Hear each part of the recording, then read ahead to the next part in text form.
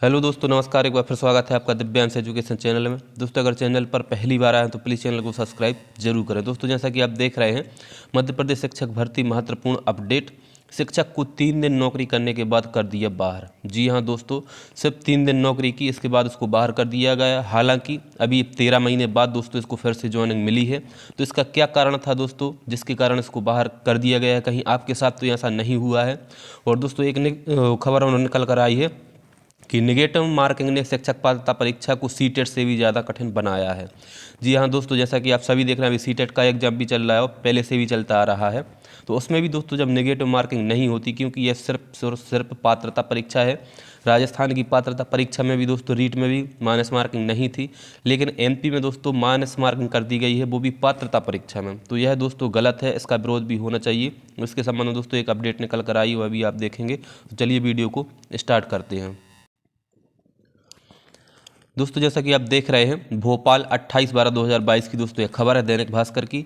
सिर्फ 3 दिन नौकरी की, फिर विभाग ने होल्ड कर दिया। 13 महीने बाद फिर मिला ऑर्डर।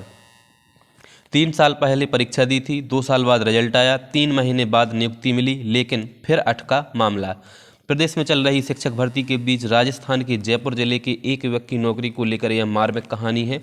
राकेश प्रजापति के साथ ऐसा घटनाक्रम हुआ जिससे वह भी हैरत में पड़ गए। इसके लिए युवक ने फरवरी 2019 में हुई शिक्षक पात्रता परीक्षा में उच्च माध्यमिक शिक्षक पद के लिए पात्रता परीक्षा दी थी। रिजल्ट पिछले साल जुलाई में घोषित किया गया था। राकेश ने परीक्षा क्वालिफाई कर ली थी। स्कूल शिक्षा विभाग द्वारा पिछले साल 5 अक्टूबर को जारी की गई अंतिम चयन सूची में उनका नाम शामिल था। हिंदी साहित्य विषय के उच्च माध्यमिक शिक्षक पद पर राकेश को नियुक्ति मिल गई थी। डॉक्यूमेंट वेरिफिकेशन के दौरान राकेश ने एक हलफनामा लगाया था। उन्होंने 11 अक्टूबर को श्योपुर जिले के ढोडर कस्बे की स्कूल में ज्वाइनिंग भी दे दी थी। सिर्फ 3 दिन नौकरी की, फिर विभाग ने उनकी नियुक्ति को होल्ड कर दिया। अब दोस्तों वजह क्या थी इसमें, यह वजह भी आप देखें जो कि खास है दोस्तों। यह थी वजह, दरअसल राकेश के परिवार के झगड़े का एक मामला अदालत में विचाराधीन होने के कारण विभाग ने यह निर्णय लिया था कि इसमें राकेश बरी हो गए थे। पिछली 18 नवंबर को राकेश ने आयुक्त लोक शिक्षण के दफ्तर में दस्तावेज पेश किया। इसके बाद उन्होंने नवंबर और दिसंबर में 3 बार भोपाल आकर अधिकारियों से मिलना पड़ा। तब कहीं एक दिन पहले राकेश को द्वारा नियुक्ति संबंधी ऑर्डर मिला। तो दोस्तों इसके संबंध में मैं एक वीडियो पहले भी बना चुका था कि आपका जो कैरेक्टर वेरिफिकेशन है, यानी कि चरित्र सत्यापन है दोस्तों, जो कि आपको थाने से बनवाना पड़ता है।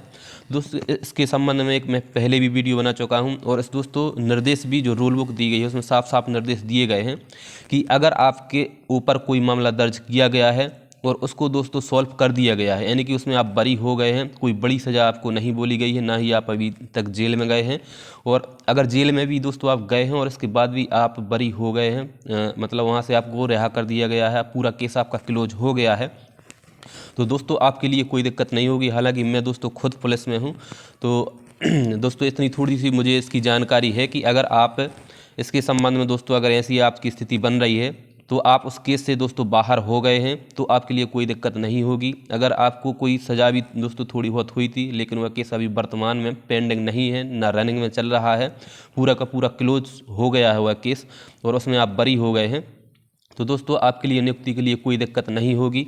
हालांकि यहाँ पर दोस्तों इनका उस टाइम पे हो सकता है कि पेंडिंग में केस चल रहा होगा, इस वजह से इनको दोस्तों यहाँ पर इनकी नियुक्ति को होल्ड कर दिया गया था। तो ऐसा दोस्तों अगर आपके साथ अभी है तो आप जल्द से जल्द अपने केस को रफा दफा करवाने की कोशिश करें, क्योंकि दोस्तों इससे प्रॉब्लम क्रिएट आपके लिए हो सकती है। कोई भी दोस्तों जो बड़ी धाराएँ हैं, मतलब जो थोड़ी सी बड़ी धारा रहती हैं दोस्तों, उन धाराओं के तहत आप पर केस दर्ज नहीं होना चाहिए और वर्तमान में अभी केस नहीं चलना चाहिए। ठीक है, यह दोस्तों बहुत ही ज़रूरी है। हालांकि जो इन मामलों में नहीं होते हैं उनके लिए कोई दिक्कत नहीं है, लेकिन जो कुछ लोग ऐसे रहते हैं जिन पर कोई ना कोई दोस्तों केस दर्ज हो जाता है, तो उनके लिए यह ज़रूरी था।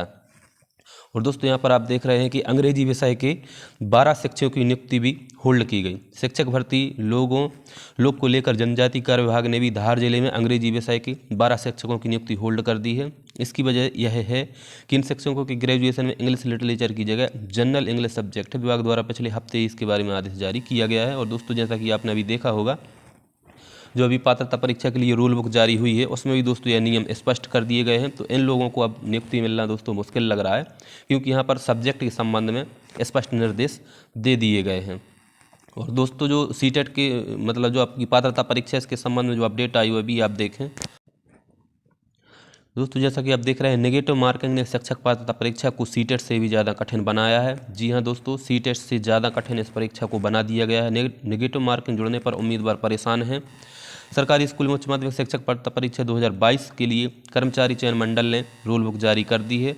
इसमें नेगेटिव मार्किंग होने से उम्मीदवारों के सामने चुनौती खड़ी कर दी गई है। उम्मीदवारों का कहना है कि मध्य प्रदेश में आयोजित होने वाली शिक्षक पात्रता परीक्षा की स्टैंडर्ड CBSE द्वारा आयोजित कराई जाने वाली केंद्रीय शिक्षक पात्रता परीक्षा यानी कि सीटेट से अधिक कठिन कर दिया गया है। नेगेटिव मार्किंग सीटेट द्वारा भी नहीं की जाती है क्योंकि यह एक पात्रता परीक्षा है जिसमें पात्र होने के लिए न्यूनतम अंक लाने की शर्त है, इसलिए इसमें नेगेटिव मार्किंग नहीं होनी चाहिए।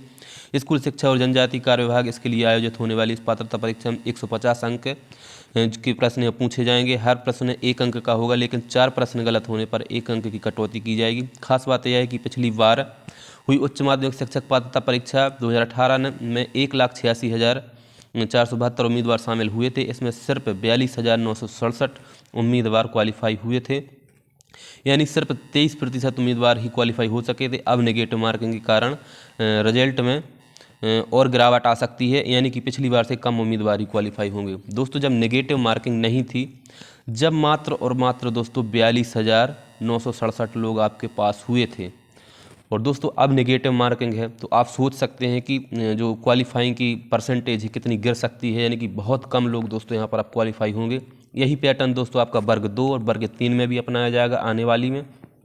तो दोस्तों इसका विरोध तो बिल्कुल होना ही चाहिए, विरोध इसका ज़रूरी है, क्योंकि एक पात्रता परीक्षा है, इसमें कोई आप मेरिट तो मतलब वो बना नहीं रहे हो, सिर्फ क्वालिफाई करना है इसके लिए, तो फिर माइनस मार्किंग क्यों।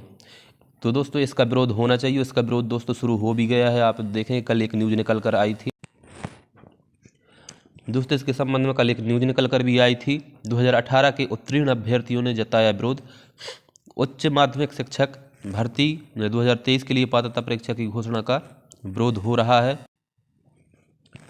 मध्य प्रदेश कर्मचारी चयन मंडल द्वारा सोमवार को उच्च माध्यमिक शिक्षक भर्ती के लिए अगली पात्रता परीक्षा 2023 के लिए परीक्षा संचालन नियम पुस्तिका जारी कर दी है।